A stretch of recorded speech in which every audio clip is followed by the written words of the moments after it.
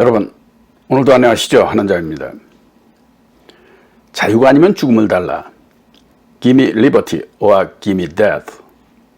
이 말은 동서양을 막론하고 모르는 사람이 없을 정도로 유명한 말로서 미국의 정치가이자 독립운동가였던 패트릭 헨리가 영국의 식민지였던 아메리카가 본국으로부터의 독립을 선언하기 1년 2개월 여전인 1775년 4월 23일 버지니아 식민지의회 의원으로서 반대 세력의 방해를 피하고자 마련된 리치몬드의 성 요한 교회당의 회의에서 행한 연설에서 나온 말입니다.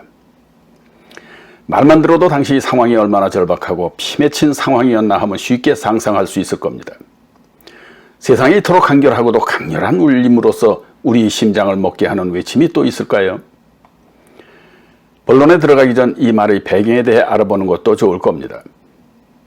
그는 1736년 5월 버지니아 하노버에서 출생하였으며 독학으로 24세 되던 1760년 윌리엄스버그에서 변호사 시험을 치러 변호사가 되었고, 이후 5년이 지난 1765년 당시 39세의 변호사이며 버지니아 의원이었던 그는 영국 의회가 식민지 의회를 무시하고 아메리카 식민지의 모든 인쇄물에 대해 강제로 인지를 붙일 것을 요구하는 인지 조례를 부과하자 이에 저항하는 반대 결의안으로 조례 무효를 이끌어내 이로써 의회는 식민지인의 권리를 선언케도 합니다.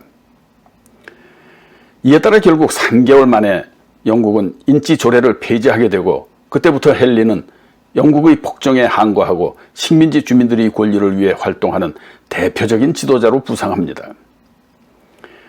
당시 영국은 이 인지 조례를 통해 확보하는 수입으로 7년 전쟁으로 생긴 국고 손실을 보충하고 북아메리카에 주둔 중인 영국군의 유지비를 충당하려 했으며, 나아가 영국이 1773년 동인도 회사의 적자를 메우기 위해 회사가 소유한 차를 미국에 처분하려 하자 아메리카 식민지인들은 불매운동을 벌이면서 1773년 12월 26일 보스턴 항구에 정박해 있던 동인도 회사 소속 선박에 실린 차 342상자를 바다에 버리는 보스턴 차 사건을 일으키게 됩니다.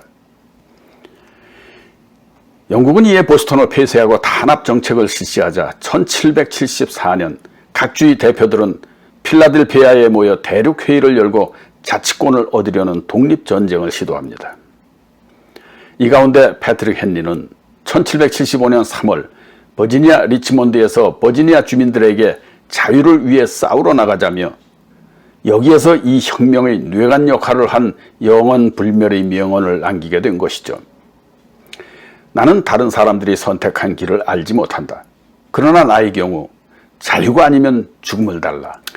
이토록 당대 최고의 웅변가로 통했던 헨리는 미국 독립전쟁을 주도하며 독립전쟁 중에는 버지니아 민병대 총사령관 겸 버지니아 주지사로 활약했으며, 독립 후 그는 조지 워싱턴 초대 대통령으로부터의 국무장관직 제의도 사양하고 고향인 버지니아주 지사로만 4번이나 연임하며 미 건국의 중심 인물로서 미 헌법 10개 수정 조항 채택에도 크게 공헌한 것으로 기록되어 있습니다.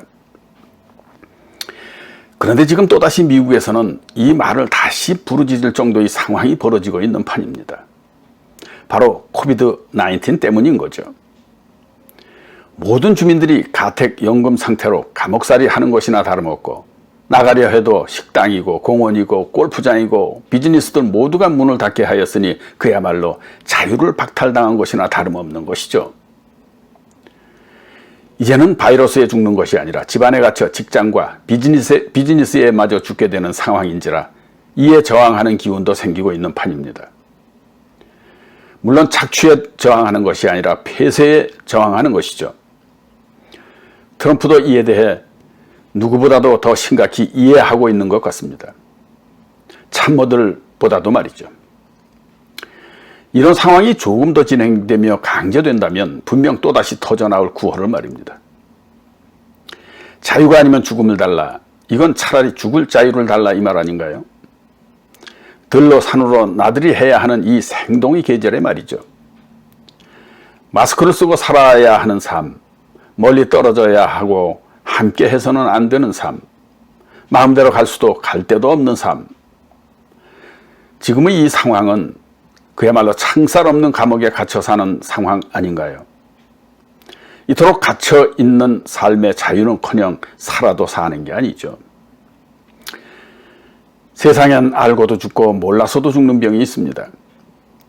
반면에 모르고도 기적적인 치유의 행운을 얻는 경우도 있습니다.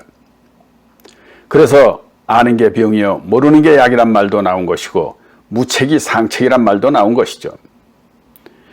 결론은 내 몸이 알아서 처리함이 거의라는 점입니다. 그것을 방해하고 그것이 방해받을 때 병이 들고 몸이 망가지는 것이니까요. 그 방해가 제거만 돼도 인체는 쉽게 원상으로 회복시키는데 이것이 바로 자연치유인 것이죠. 즉 자연의 이치에 충실히 따르는 겁니다.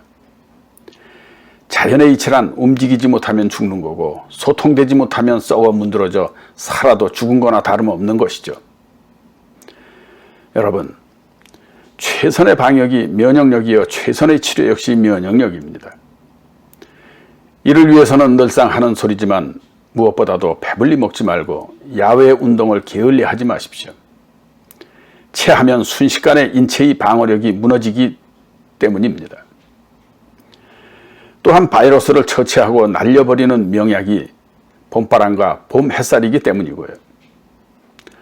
또 명심하십시오.